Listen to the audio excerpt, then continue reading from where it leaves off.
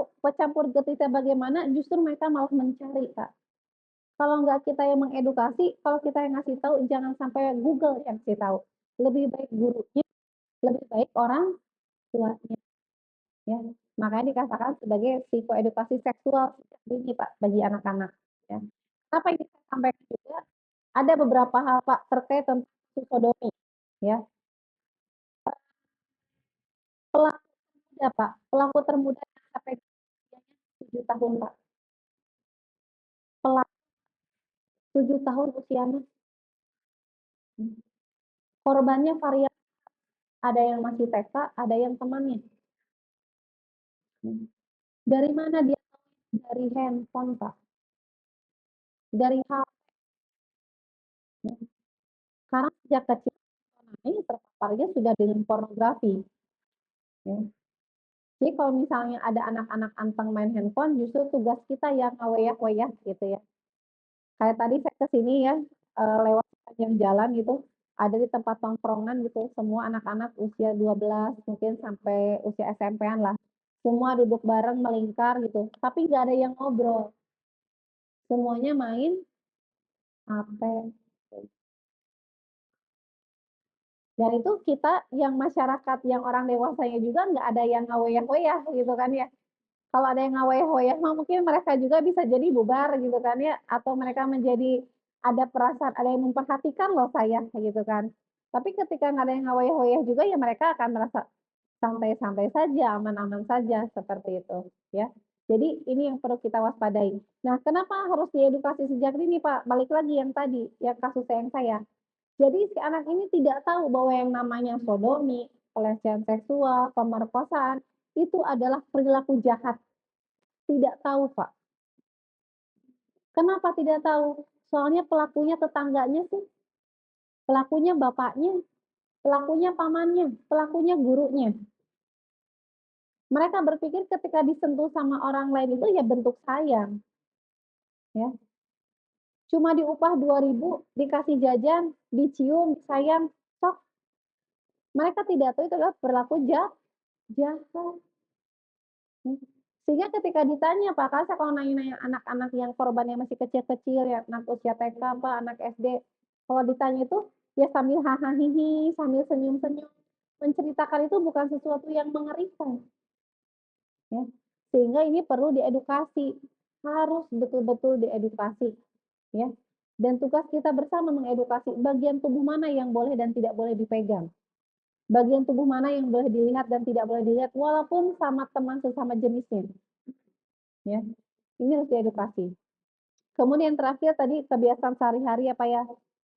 Nah, eee, boleh mungkin dicek kalau misalnya anak laki-laki, Pak, yang sudah terindikasi, biasanya di IG-nya itu banyak sekali teman-temannya yang laki-laki misalnya, ya. Yang badannya kekar-kekar, ya, yang ganteng-ganteng. Nah, diwaspadai, Pak. Kalau dia banyak ternyata teman di Facebook-nya, teman di IG-nya, kok isinya laki-laki yang binaragawan semua ini, badannya badan-badan kekar semua nih, gitu ya. Nah, itu perlu diwaspadai. Begitupun sebaliknya kalau perempuan juga sama, ya. Jadi sekarang mah bisa mengidentifikasi dari pertemanan mereka, Pak, melalui media sosial, ya. Tapi permasalahannya ini anak-anaknya berteman tidak sama gurunya, gitu ya. Kalau berteman ya alhamdulillah, ketika tidak berteman ini nih, bingung kita ya untuk apa, menelusurinya seperti apa. Kemudian bagaimana dampak LGBT, ya. Yang pertama jelas ini tidak ada manfaatnya sedikit pun, ya, baik kepada, fisik, kesehatan fisik tidak ada, ya. Bahkan ini menjadi bibit bibit untuk penyakit HIV dan AIDS, ya. Tadi saya ngobrol sedikit dengan Bu Dokter ya, di Majalengka sendiri mungkin kasusnya sudah bisa mencapai ribuan Bapak Ibu yang terpapar HIV AIDS, ya. Bahkan kemarin saya ada sebuah diskusi gitu ya dengan teman-teman yang sudah terpapar HIV, itu saya sedih, Pak, miris, Pak, ketika saya melihat ada anak-anak usia 4 tahun, 5 tahun itu sudah dinyatakan positif HIV, ya. Bahkan banyak ibu rumah tangga, ya, yang terpapar HIV. Kok bisa Bu Mina, ibu rumah tangga terpapar? Mungkin kerjanya hanya ke pasar nganterin anak sekolah di rumah. Tapi kenapa justru yang perempuan yang terpapar? Yaitu dari suaminya, ya. Dan menurut kata nanti Bu Dokter mungkin bisa memberikan, ini ya pemahaman lebih. Yang saya pahami ini, ternyata kalau HIV/AIDS itu Pak, Bu, justru ditularkannya malah dari laki-laki kebanyakannya, ya. Pembawanya itu dari gen laki-laki, bukan dari gen perempuan. Ya, sehingga ketika laki-laki jajan di luar, pulang rumah ketemu istrinya, maka kemungkinan besar si istrinya akan kena. Tetapi sebaliknya Pak, terkadang ketika istrinya yang sudah terkena duluan, ke laki-laki tidak kena gitu ya, wallahu alam. Tapi secara, beberapa teori katanya memang lebih banyak di laki-laki yang menularkan ke perempuan, seperti itu ya. Jadi, gangguan kesehatan jelas ya, dan yang namanya HIV/AIDS itu bisa terdeteksi nggak dalam waktu 1 minggu, 2 minggu, Pak, gejalanya.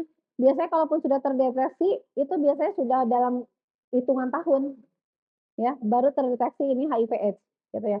Lalu bagaimana ini jumlahnya? Nah, ini jumlah terakhir, Pak, yang terdata ya, yang terdata di Indonesia yang terkena kasus AIDS ini mencapai 16.410 orang.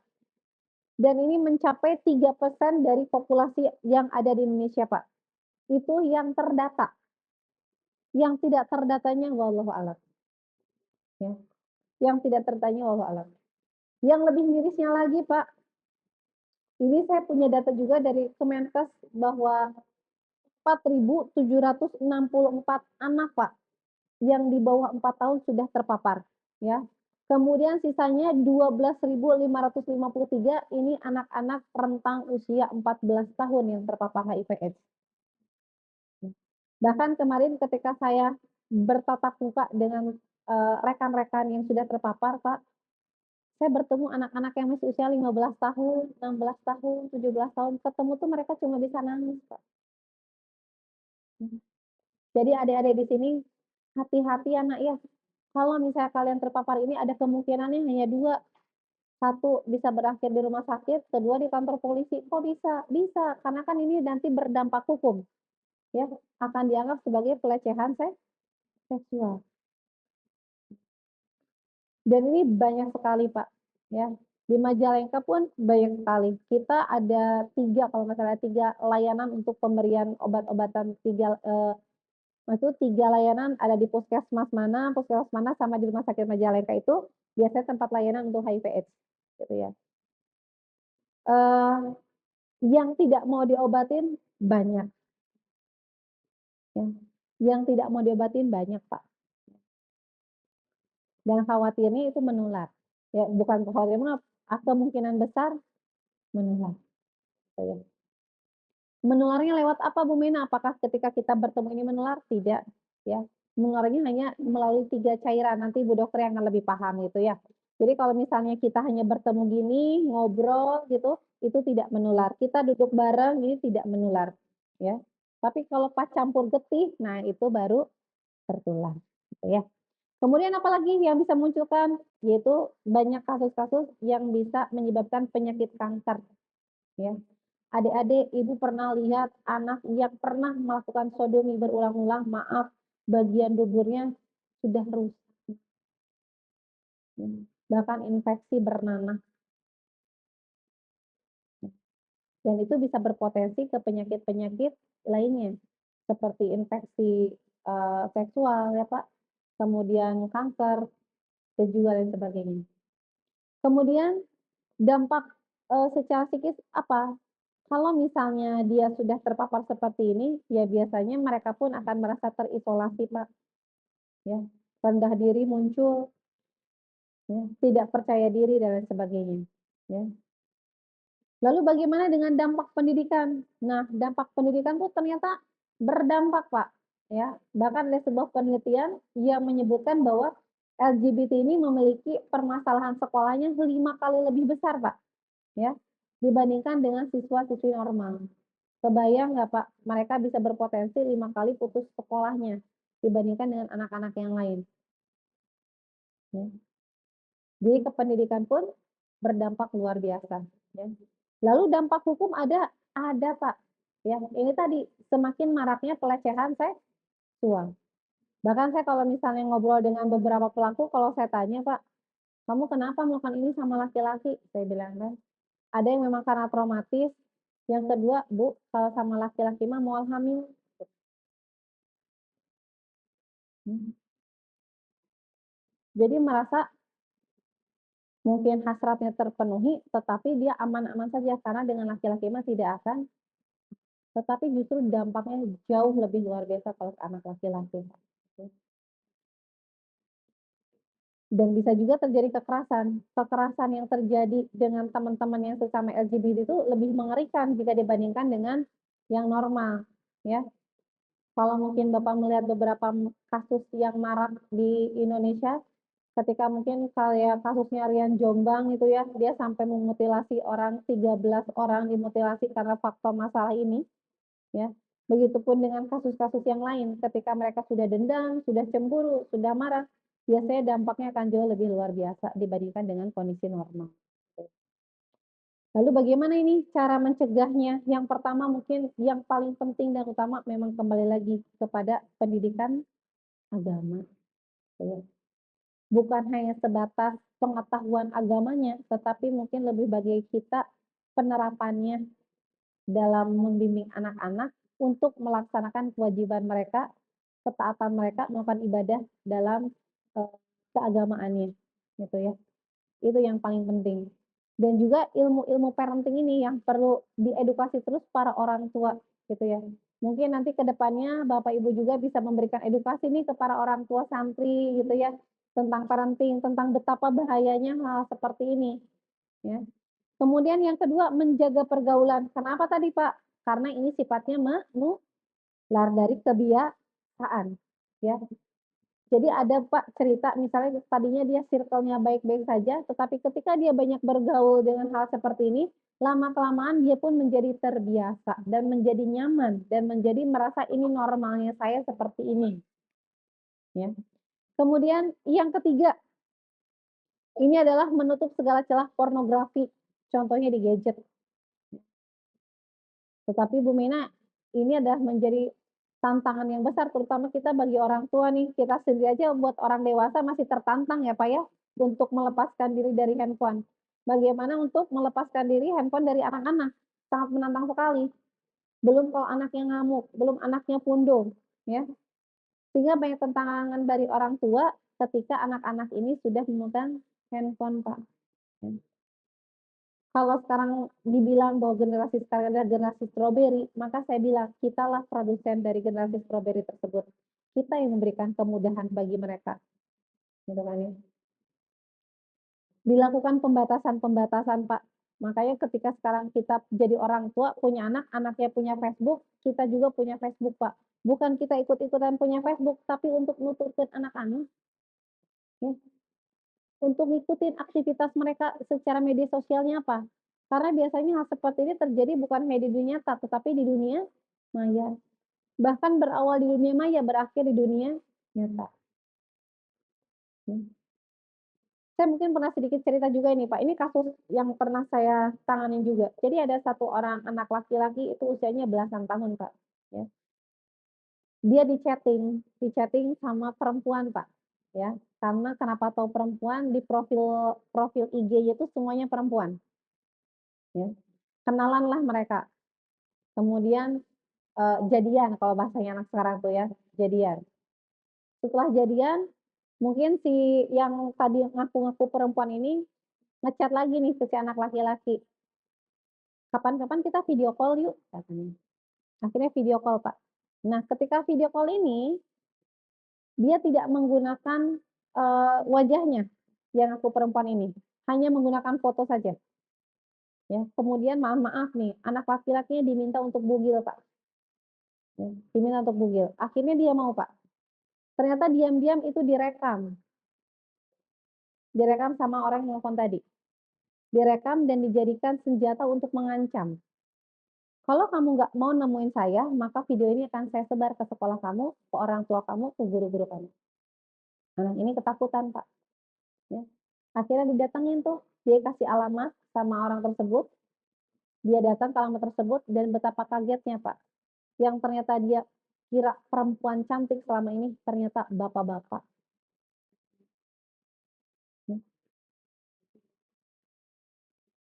ya. Dan ternyata itu tadi, masalah sodomi tadi, Pak.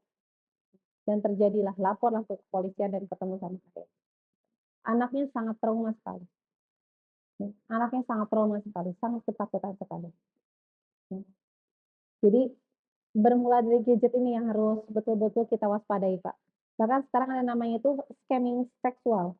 Scamming seksual sama halnya seperti tadi, Pak. Anak-anak ini ditipu daya seperti tadi, Pak. Ya. Berakhirnya apa? Berakhirnya itu biasanya dengan pemerasan uang ataupun pemerasan secara psikis, Pak. Mereka kalau tidak menuruti apa yang diinginkan, maka mereka akan disebar videonya atau fotonya dan itu terjadi marak bahkan di kita juga. Saya setahu ini menangani ada mungkin sekitar 4 sampai 5 kasus, Pak. Dan itu pelakunya tidak ada yang tertangkap satupun. Kenapa? Karena mereka sudah sindikat, ya. Sudah sindikat mereka, Pak. Dia tidak terdeteksi. Bahkan ada satu titik itu misalnya kita dengan teman-teman itu ada, titiknya itu titik lokasi handphonenya, satu nomor handphone tapi bisa ada di 5 titik, Pak. Ada di Bandung, ada dari Balikpapan. Jadi kita bingung, ini ngejarnya mau ke mana ini, gitu kan. Oh ternyata setelah kita coba pahami, ini namanya sindikat. Dan memang, ujung-ujungnya mereka minta uang, ya. Nah sekarang coba Ibu tanya, pernah nggak di sini yang pernah ketipu kayak top up gitu ya? Biasanya top up kalau anak-anak sekarang tuh Pak, ketipu itu top up Pak, top up FF tuh, ya. Betul Pak, ada yang sampai ketipunya 1 juta Pak, 500.000 ya. Ataupun mereka biasanya ini, pembelian akun Pak, ya. Anak-anak itu biasanya nanti diiming-imingnya dengan akun game, ya. Nanti beli akun games berapa rupiah, mereka transfer, uangnya nggak ada, dikejar-kejar, saling kejar-kejar lewat WhatsApp, ujung-ujungnya sama Pak. Ujung-ujungnya mereka akhirnya diminta melakukan sesuatu yang tidak diinginkan. Ya, jadi kalian nih hati-hati ya. Nah, untuk yang anak perempuan hati-hati juga kalau misalnya ada yang mengajak berkenalan lewat media sosial. Apalagi kalau yang berkenalan itu cowoknya ganteng kayak artis Korea, ya. Kebanyakannya seperti itu, Pak. Nggak ada tuh yang menggunakan profil asli orang Majalengka gitu ya. Biasanya wajahnya ganteng-ganteng, tapi aslinya ganteng banget nggak ya? Ya, jadi hati-hati. Biasanya mereka mengajak berkenalan dulu. Ngajak berkenalan dulu, kita seperti diberikan, kalau bahasa anak-anak zaman sekarang ada love bombing, ya. Dibom dengan bentuk-bentuk perilaku cinta, dikasih hadiah, dikasih pujian dan sebagainya. Ada anak-anak labil, Pak. Di kita tuh ada anak-anak yang labil, yang di rumahnya tidak mendapatkan kasih sayang dari orang tua, Pak. Yang sama bapaknya nggak dekat, yang sama bapaknya ngerasa benci. Yang bapaknya nggak tahu nih memberikan perhatiannya seperti apa aja ketika ada laki-laki masuk dalam kehidupannya, ya seperti saya mendapatkan, apa ya, saya seperti mendapatkan perhatian dan seperti ada perlindungan. Padahal mereka sedang diincar, tidak disadari, Pak. Bentuk kejahatannya terlihat manis, tetapi sebetulnya sangat menyeramkan, ya. Dan itu biasanya mengejar anak-anak akhwat, Pak, ya. Seolah-olah nanti mereka diminta foto juga sama, akan seperti diminta videonya disebarkan, ya. Bahkan yang terekstrim punten Bapak-bapak, ada anak perempuan yang diminta maaf, memasukkan sesuatu ke vaginanya pakai hair dryer, Pak. Mhm, iya, ya. Jadi hati-hati ya, Nak, ya. Kalau main handphone, Bu Mena boleh nggak main handphone? Boleh. Main game boleh? Boleh. Tapi lihat di game itu kan ada di Play Store ada usianya nggak sih? Ada nggak? Ada. Coba lihat, FF buat usia berapa tahun? Berapa? Enggak bukan 5. Enggak, bukan 8 tahun. Coba Mobile Legends berapa tahun? Ya.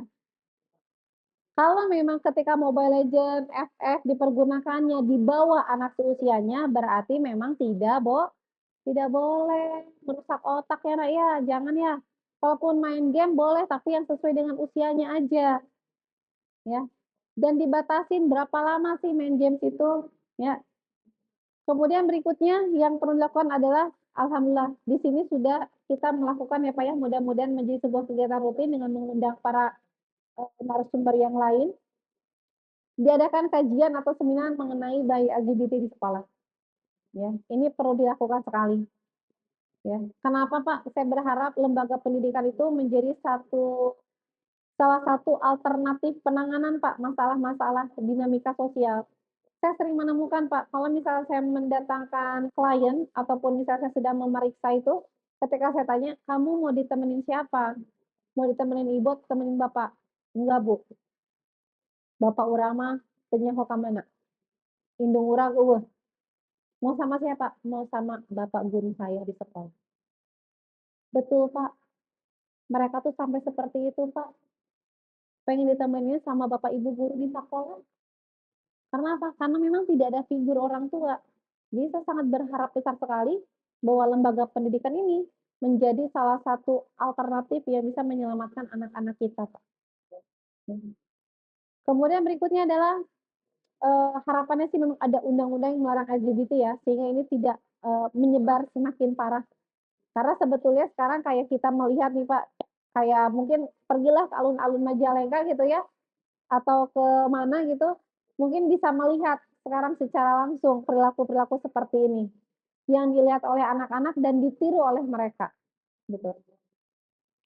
Kemudian berikutnya diadakan penyuluhan mungkin ya mengenai LGBT, bagaimana aturan secara agamanya. Masya Allah kalau di sini kan pasti sudah menjadi hal yang, apa, sudah menjadi yang pokok ya, ketika mengajarkan bagaimana batasan-batasan muhrim laki-laki dan perempuan dan sebagainya, ya. Kemudian yang terakhir nih, jikapun memang kita sudah melihat ada potensi-potensi ini, Pak, lebih baik kita terbuka, lebih baik kita menyampaikan kira-kira ke manakah kita perlu minta pertolongan. Kenapa? Karena mereka perlu sembuh. Apalagi kalau usianya masih dini, masih anak-anak, masih sangat besar potensinya untuk bisa sembuh, ya. Dan tugas kita bersama, bukan menyalahkan, bukan akhirnya kita menghindari mereka, bukan akhirnya kita membuang mereka. Justru tugas kita ini, yuk bagaimana kita bisa menyelamatkan, menyembuhkan, sehingga pun nanti mereka dia terselamatkan dengan sebaik-baiknya, gitu ya. Jadi, eee, kembali lagi Pak, memang yang namanya hal seperti ini, mungkin ini sudah cerita di akhir zaman juga ya, tantangannya semakin luar biasa, gitu. Mudah-mudahan kita semua terselamatkan dari hal-hal yang tidak baik, ya. Kita saling memperkuat mungkin, eee mempererat barisannya gitu ya, semakin diperkuat lagi perisainya seperti apa, bagaimana cara kita untuk ke anak-anak pendekatannya mungkin ketika zaman dulu, zaman sekarang mungkin agak sedikit berbeda ya, walaupun tujuannya sama nih, ingin menerapkan ke anak-anak ini boleh, ini tidak boleh, mungkin seperti itu tujuannya. Tetapi mungkin cara pendekatannya yang perlu kita coba nih, mana yang sudah tepat, yang bisa cepat nyampe ke anak-anak zaman sekarang, mungkin itu. Nah, ini hanya sedikit pemaparan mungkin Teh dari saya gitu ya, mudah-mudahan yang sedikit ini bisa memberikan kebermanfaatan bagi kita. Ada sesi saya jawab kah? Oke. Mungkin sebelum nanti saya menutup, boleh diperkenankan kalau ada adik-adik ataupun mungkin dari Bapak Ibu yang ingin sharing ataupun bertanya, boleh gitu, mangga dipersilakan.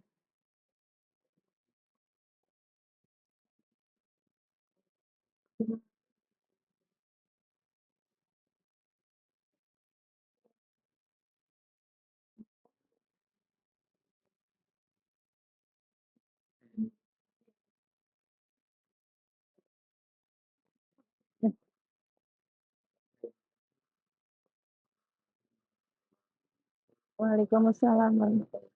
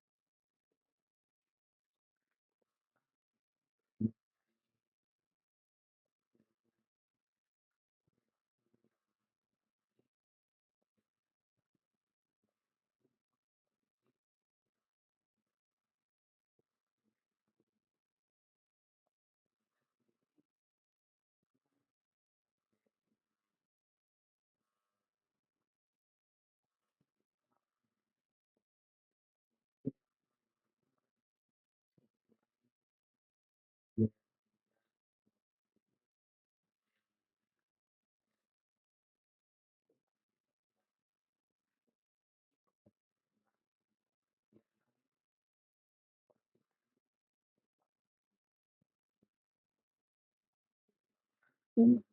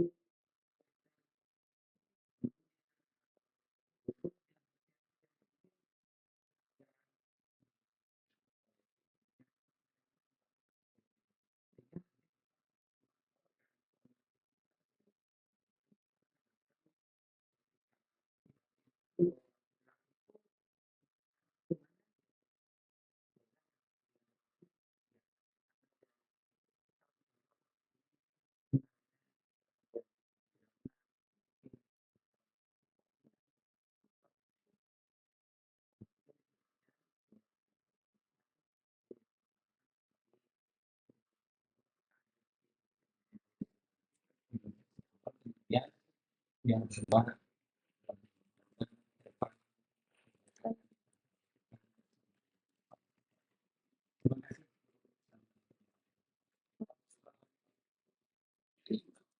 Langsung jawab aja. Baik, bismillah. Terima kasih Bapak. Kalau untuk kuesioner mungkin ada Pak, memang dikhususkan untuk mendeteksi hal seperti ini. Cuma kan kalau yang sifatnya kuesioner itu biasanya nanti kita harus diperkuat lagi dengan wawancara Pak. Ya, karena kan kalau yang namanya kuesioner orang bisa jujur atau tidak jujur. Tapi dengan wawancara, dengan tes yang lain biasanya bisa terdeteksi. Tetapi mungkin Pak untuk cara yang mudahnya saja seperti ini. Kita sudah mulai mencoba melihat ketika ada anak-anak yang berpotensi. Berpotensi itu apa? Satu, Bapak boleh ngecek bagaimana kehidupan orang tuanya, kelengkapan orang tuanya. Jika ada anak yang memang ketika daftar ke sini, kemudian punten tidak lengkap orang tuanya, ini kita bisa menjadikan sebagai kelompok anak rentan, Pak. Ya, bukan berarti saya akhirnya apa mengecilkan ya, Pak, ya, tetapi, eee, konflik, isu kehilangan, itu berpotensi memberikan hal traumatis bagi anak, gitu. Dan itu bisa berefek terhadap perilakunya mereka. Tidak hanya untuk LGBT saja sih, tapi untuk perilaku-perilaku yang lain. Jadi ketika ada memang potensial seperti ini, harus kita masukkan ke dalam kelompok rentan. Ataupun misalnya, ibu bapak hadir, tapi misalnya Bapak boleh melihat misalnya bapaknya kerjanya di Bandung, ibunya di sini, pulangnya sebulan sekali. Itu pun saya selalu masukkannya pun itu ke dalam kelompok rentan, Kak, gitu. Ya. Kenapa kok saya masukkan kelompok rentan? Karena berbeda, Pak, ketika dulu mungkin zamannya ngebandingin mungkin ketika zaman saya kecil mungkin ya, ketika melihat bapaknya kerja di Bandung gitu, ibunya di sini Majalengka, pulang sebulan sekali itu ya betul-betul kerja di Bandung gitu, pengasuhan tuh kayaknya tetap dapat gitu. Tapi kalau sekarang itu, bekerja hanya sebatas betul-betul hanya sekadar mungkin bekerja gitu, pengasuhannya mungkin bisa jadi hilang gitu. Jadi kelompok rentan ini yang harus kita coba pilah-pilah, Pak. Kemudian misalnya kelompok rentan berikutnya adalah, misal di sini dari SMP ke SMA, nih ya, Pak.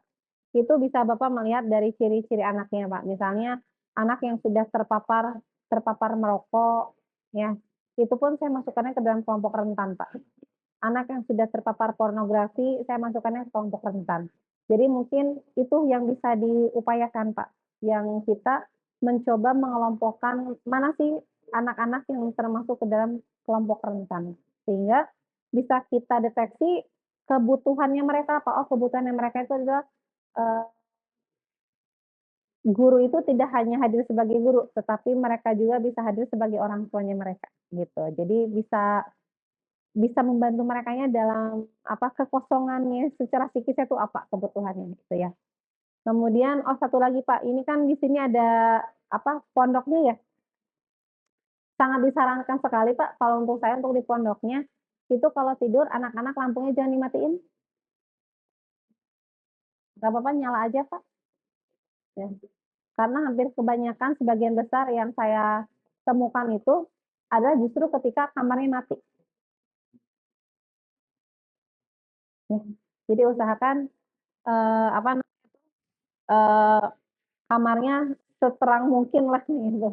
Ya kalau terang mah walaupun aya anu ngalanyep sakedik oge ada sesuatu yang tiba-tiba nuju aya nu ngalilir gitu nya, tiasa katingali gitu. Karena kebanyakan yang terjadi itu adalah, eee, suka dalam kondisi gelap. Dan kalau bisa cekrekannya itu jangan ada pernah kejadian itu Pak, jadi cekrekan si listriknya itu bukan di dalam ruangan, tetapi di luar ruangan Pak, di luar kamar.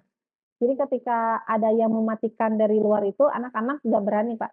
Jadi mereka udah tahu ih, ada anak sampai ketika sudah, eee, lampu itu dimatikan, mereka sudah pada ketakutan, Pak. Mereka bertanya, "Malam ini bagian siapa?"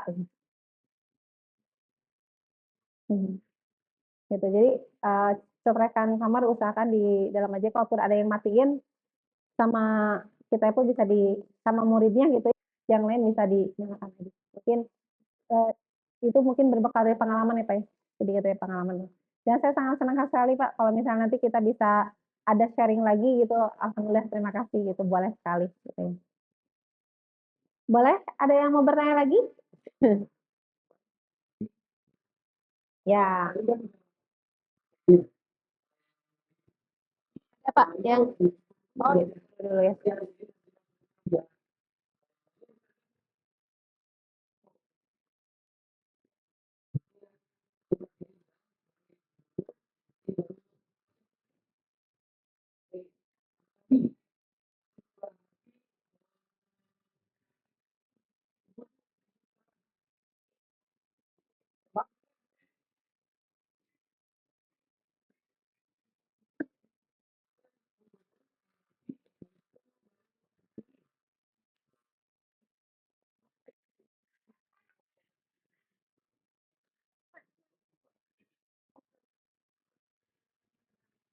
Waalaikumsalam.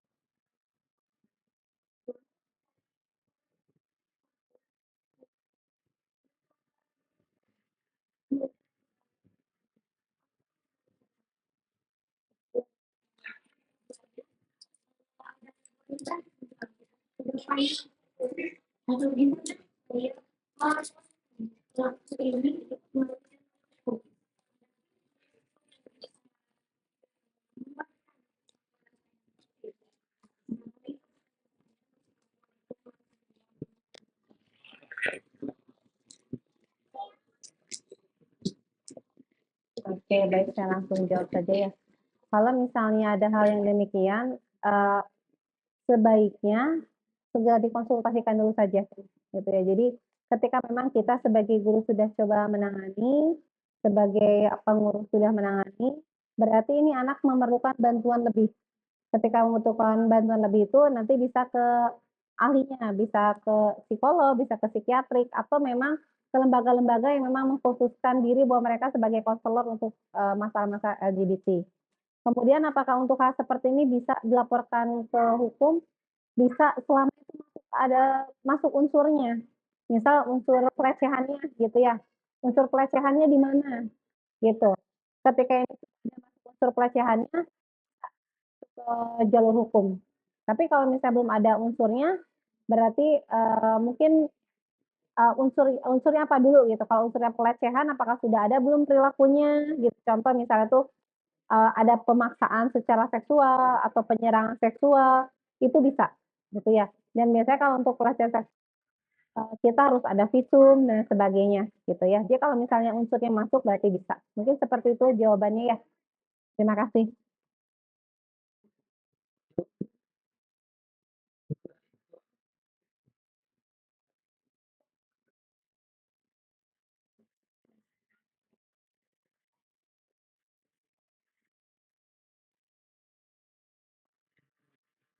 Waalaikumsalam warahmatullahi wabarakatuh.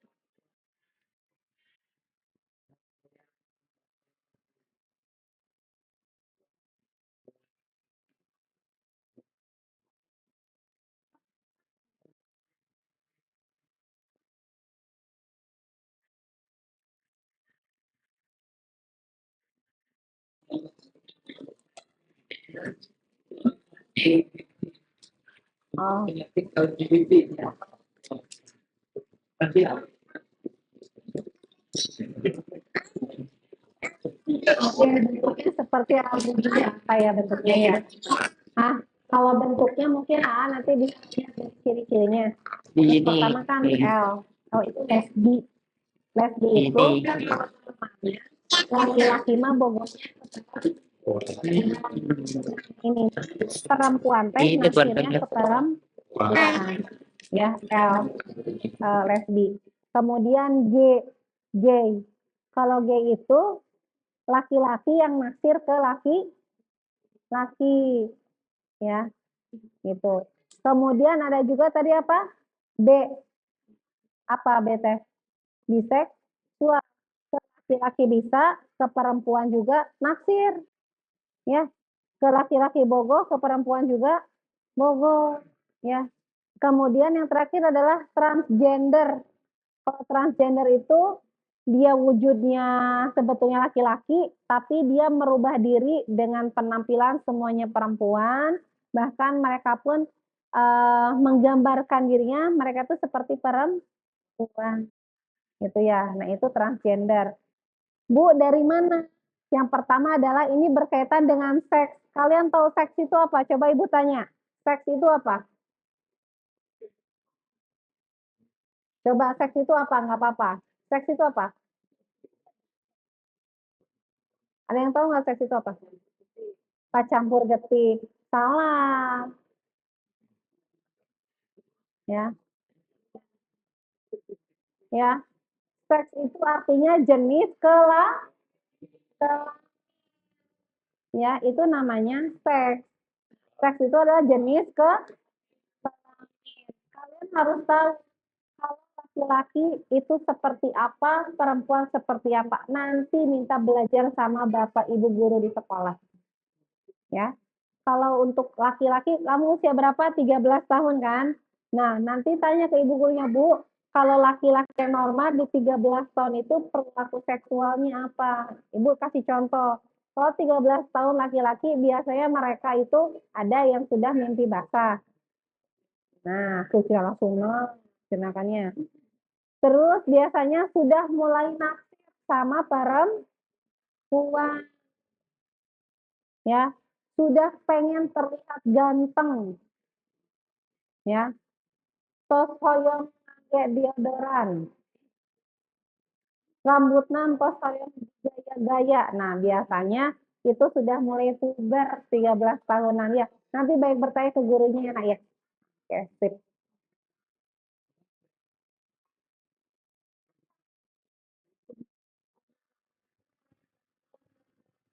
Waalaikumsalam warahmatullahi wabarakatuh.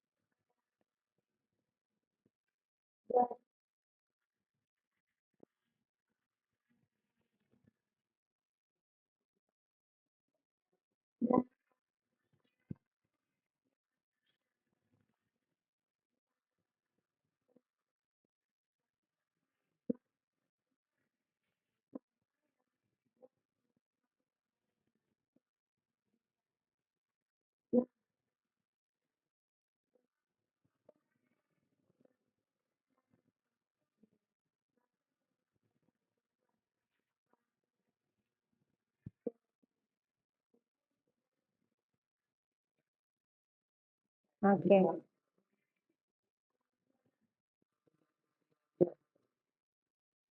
Oke, baik. Kemungkinan banyak faktor sih, Teh, gitu kan, kemungkinan banyak faktor. Tapi biasanya kalau yang saya temuin, kalau caranya seperti itu, berarti kan tidak ada unsur pemaksaan di sana, tidak ada unsur penyerangan di sana, ya. Berarti kan bentuknya tuh kalau bahasa sekarang tuh love language ya, kayak orang yang disayang-sayang gimana sih, gitu kan ya. Dia tidak menganggap itu perilaku yang jahat ataupun perilaku yang menyimpang. Justru dia menganggap ini seperti bentuk kasih sayang, kayak ada yang memperhatikan, kayak, apa, ya bentuk cinta gimana, gitu kan ya. Kemudian berikutnya adalah, ini juga yang berbahaya, khususnya untuk laki-laki sebetulnya. Kalau misalnya, eee pengalaman pertamanya, mohon maaf, pengalaman pertama perilaku seksualnya mereka ini bisa menjadi penentu juga perilaku seksual mereka ke depannya, gitu. Jadi, pengalaman pertama ini sangat penting sekali, ya. Pengalaman pertama ini sangat penting sekali. Sehingga hati-hati, kalaupun misalnya nih, makanya hati-hati anak-anak, jangan sesekali lagi nonton yang berbau pornografi. Porno-porno teu kenging, nya. Nanti ketika kalian sudah pada saatnya, ketika kalian sudah menikah, sudah punya pasangan, yang kalian tonton ternyata bukan dengan hal-hal yang baik, ini satu yang tontonnya laki-laki, kalian tidak mendapatkan sensasi seksual itu, gitu. Dan itu yang paling berbahaya, gitu ya. Makanya kan saya bilang tadi, edukasi penting sekali, karena bisa jadi perbuatan jahat itu bukan dianggap jahat, bukan dianggap yang membahayakan. Karena dirayu kayak ya, karena terbiasa juga akhirnya pun memiliki perilaku yang sama, gitu ya. Seperti itu mungkin ya, Teh. Jadi, bisa jadi banyak faktor ataupun mungkin dia sebetulnya sudah punya bibit juga, traumatis dari dulu, gitu. Bertemulah dengan situasi yang salah, dengan orang yang salah, akhirnya pun berperilaku yang salah, seperti itu. Oke, cukup? Boleh.